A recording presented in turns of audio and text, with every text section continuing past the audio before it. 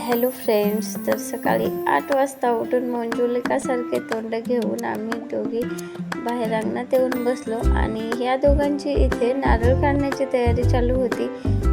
नारळ काढायला त्यांनी विळा बांधला होता काठीला आणि ते ट्राय करत होते काढायला. पण खूप वेळ ट्राय केल्यानंतर 2 नारळ पडली आणि नंतर फटाफट सर्व नारळ पडली. त्यानंतर पप्पांनी असं मस्त पाणी काढून दिलं आणि त्यानंतर आम्हा दोघांना थोडंसं बाहेर जायचं होतं आणि वाटेतच आम्हाला ही ब्लॅक कलरची डिफेंडर दिसली. वाव, खूप सुंदर दिसते ती. त्यानंतर मस्त असा ज्यूस पिला. ग्रेप्स घ्यायचे होते ते घेतलो आणि त्यानंतर पाणीपुरी बाहेर आलोय म्हणल्यावर पाणीपुरी तर खायला मस्त आवडती.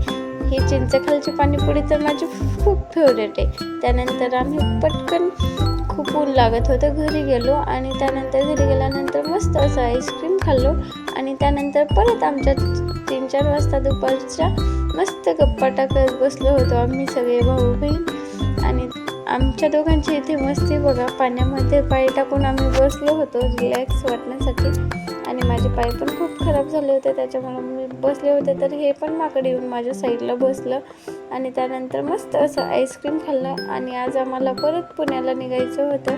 मम्मीसोबत एक छान सेल्फी घेतली आणि परत आम्ही पुण्याला निघालो. तर असे होते गावाकडचे दिवस आणि खरंच खूप छान वाटत होतं. आता पुण्याला निघतोय तर खूप वेगळं वाटत होतं, नको जावं वाटत होतं, पण आता जावं तर लागणारच.